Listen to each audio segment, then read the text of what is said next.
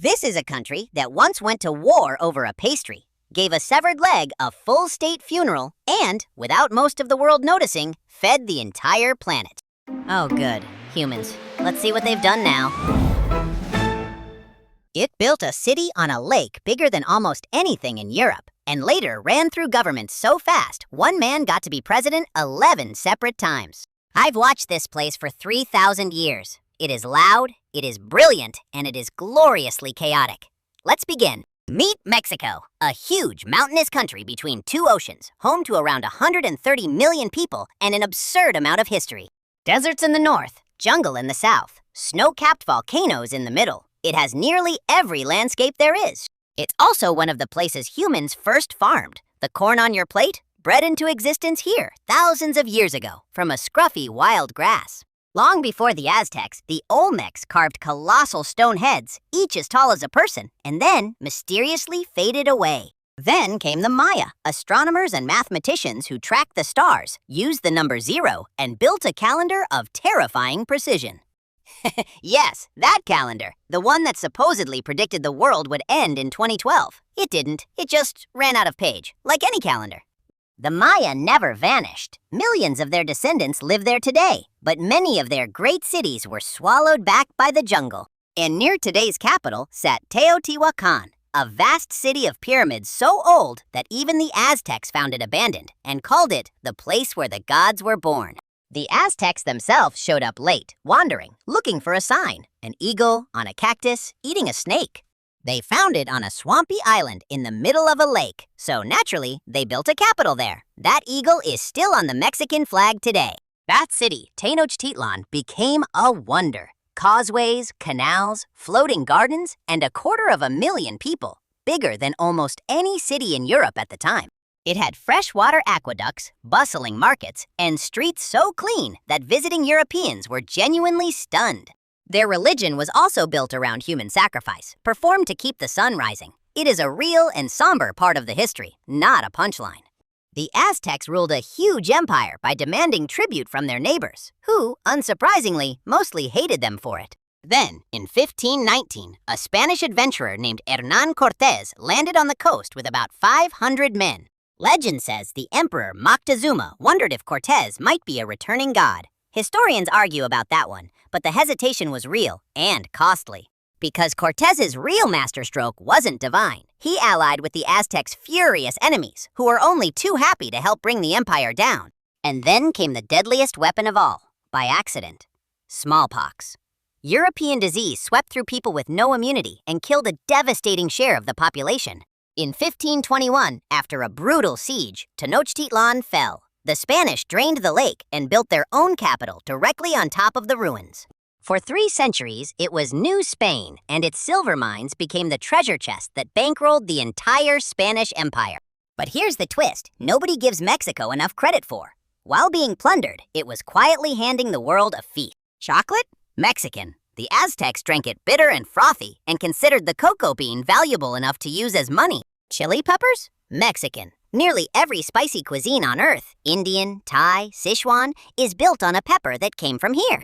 Tomatoes? Also Mexican. There is no Italian red sauce, no ketchup, no pizza as you know it, without Mexico. Add vanilla, avocados, turkey, and corn, and a huge slice of your dinner traces straight back to here. And then there's the color red. For centuries, the world's best red dye came from a tiny insect that lives on Mexican cactus. That bug red colored the coats of European armies and the robes of kings. At times, by weight, it was worth more than silver. So roughly half your dinner and a good chunk of art history is secretly Mexican. You're welcome. Back to the chaos. By 1810, the locals had had enough of distant Spanish rule, and a priest rang a bell and sparked a revolt.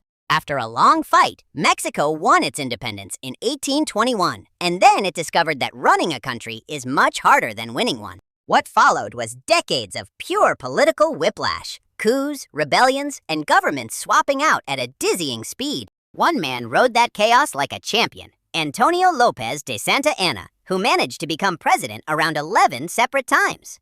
And Santa Anna gives us one of the strangest true stories in history. It starts, of all things, with a French bakery.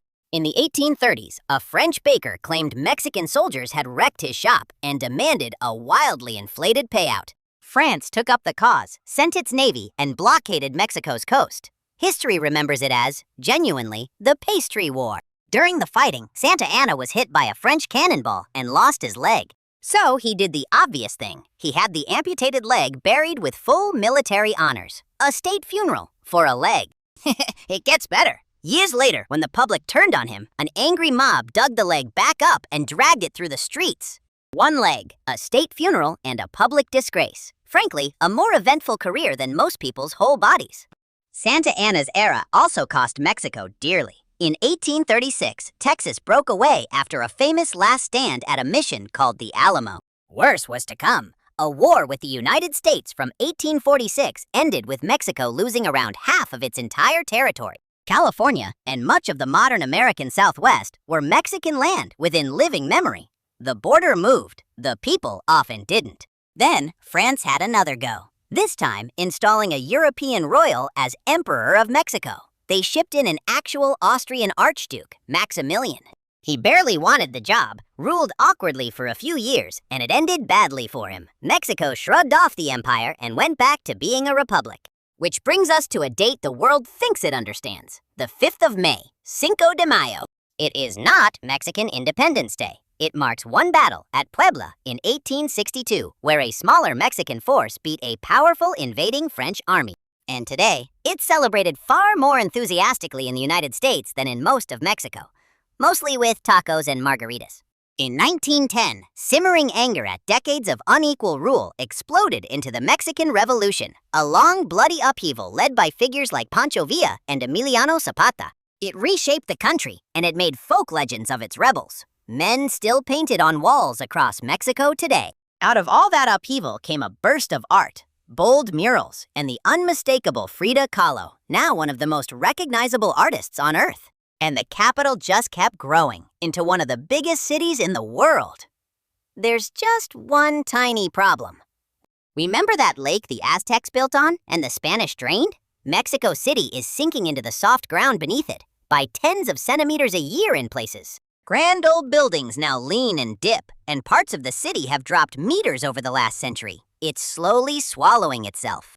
And in that same lake's last surviving canals lives one of the strangest animals on Earth, the axolotl.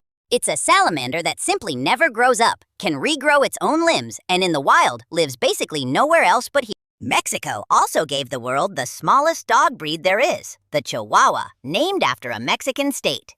And then there's lucha libre, high-flying masked wrestling, where the masks are sacred.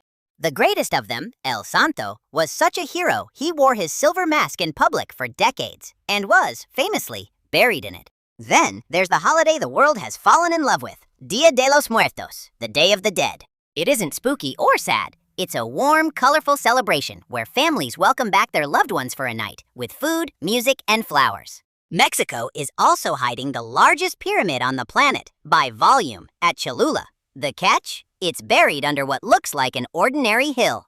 The Spanish built a church right on top, apparently never realizing they'd planted it on a colossal ancient pyramid. Over the city looms Popocatépetl, a giant active volcano with its own ancient love story legend, still puffing smoke today. This is also the land of agave, the spiky plant that gives the world tequila and mezcal. And the next time a crowd does the wave at a stadium, tip your hat to Mexico. It was beamed worldwide from the 1986 World Cup here. There's mariachi, there are cenotes, sacred Maya sinkholes you can swim in, and a coastline of impossibly blue water. Even the dollar sign you use may trace back to the old Spanish-Mexican silver peso. That little squiggle has Mexican roots too. So let's tally it up. A country that built a wonder on a lake, got toppled by allies and a plague, was plundered for silver, and still quietly fed the planet chocolate, chili, tomatoes, and the color red.